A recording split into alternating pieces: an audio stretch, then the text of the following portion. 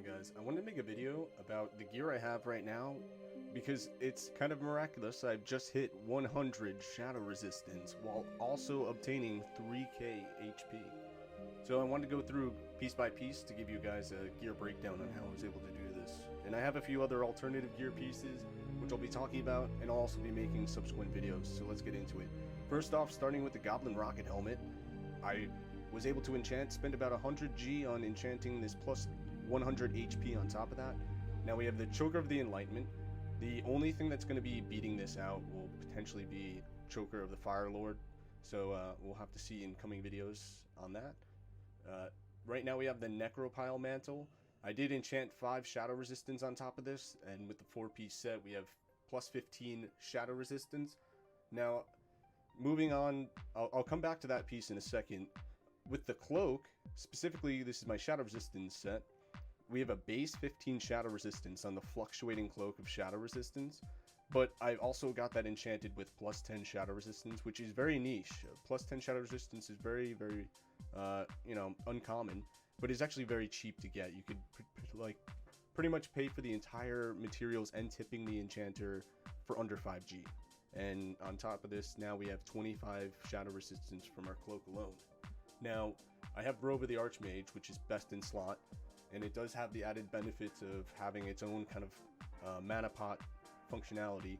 But what I do want to potentially get is I want to get the Necropile robes so that I could trade them out, and what I have is the Arcanist Mantle, which has a base 7 shadow resistance, and I was able to add 5 shadow resistance on top of that, so I actually have some room to improve. I do want to, continue to get those pieces as well, but for right now, this is clearly a best in slot piece. Moving on, we have the Necropile Cuffs, which I was able to get plus 9 stamina to, so those make them, pretty much as much stamina as we're going to get for the cuffs. Now, this is a piece that I don't think many people are very familiar with. This is called the Dark Shade Gloves, and I think they have the two best, potentially the two most valuable resistances on these gloves, on top of having stamina. It's 15 arcane resistance and 10 shadow resistance.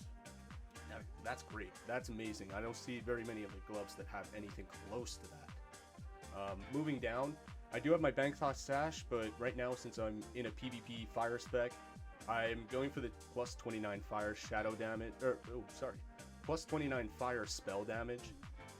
Moving on, we have the Necropile Leggings, and I did spend, again, 100 G to get the enchantment for plus 100 HP onto this. And again, this is all contributing to the 4-set plus bonus of plus 15 to all resistances. Now here's a point of contention, the Necropile Boots. I enchanted this with plus 7 stamina, specifically because if you think about what I'm going for on this set, I'm going after Shadow Priests and Warlocks, right? And even though I'm in my meme spec, I do have Fire Striders with the minor speed increase.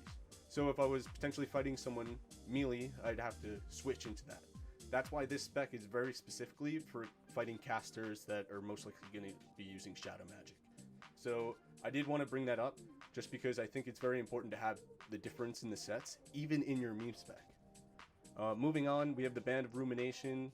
We're going on this over the actual Flaming Band of the Eagle, which has plus 24 shadow damage and stamina. And we're going over that because of the plus 1 crit. I mean, dude, that makes such a difference. We're looking at 7% crit on this build right now. And the other one that I'd potentially switch out very quickly on its own is this ring, which is the Emperor's Seal of the Owl, which is 6 arcane resistance and 6 frost resistance. And I think that's the number 2 and number 3 most ideal resistances to go for in this build. Moving on, we have the Ward of the Elements for our trinket slot, which across the board has 8 resistance to every slot, which is really, really good. And I'll come back to that because sometimes I trade that one out, as well as this one, Mark of the Resolution. Now this is from a quest from Scholomance. You can get these from the Argent Crusade. It absorbs 350 to 600 physical damage. That could be really, really good depending on what's going on, and it also, just by equipping it, increases your chance to resist a stun and fear by 1%. I do really like this. This is really, really helpful for Warlocks just because you have that element of, well, you're getting a caster on you, but you're also taking physical damage at the same time, so it's nice to have that. The other thing I like to trade that out with is the Prism Charm, and that increases your resistance by 20 across the board for 30 seconds. And while that's really good for Shadow Priests, what I don't like about it is Warlocks. I'm usually trying to extend the battle past 30 seconds for Warlocks. And so I guess I do need Mage Armor as well, but I don't have the improved Mage Armor, and so that's why the only time I'd have lower than 100 Shadow Resistance is if I'm facing well, I guess a Shadow Priest can Dispel, but mostly looking at as well Shamans that can Dispel. And I don't have Frost Warding, so I don't even have the increased for that. Otherwise, this would be even more, potentially. Other than that, the other thing that I like to switch out when facing casters is my Saffron Drake, which has 6 Arcane Resistance and 6 Frost Resistance, and then I put a base 5 resistance across the board all around. So specifically, I wanted to show you exactly why I go for this set for Shadow, and it's going to give me my... Oh, I'm sorry, and let me go over the wand. I traded out my Bone Creeper Stylus for plus 10 Shadow Resistance for my wand, and then in my offhand, I have a plus 15 Fire Resistance and plus 10 Shadow Resistance. So there you go, boys. And some of the other trinkets I like to also include can potentially be the Gnomish Cloaking Device.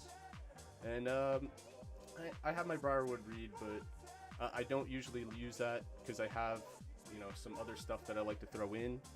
And then also, I don't usually like to use the Barrow Peasant Collar because it usually doesn't help unless you're facing a typically a bad player. You know, you might get someone thrown off from the Barrow Collar every now and again, but I don't think you'll get very many good players systematically from using this. So boys, this has been my guide on my 100 Shadow Resistance set. I hope everyone really enjoys it. And again, 3k HP as well. That's not playing around. I'm also looking to get some improvements on this, and I'll be doing a guide on other sets. So I hope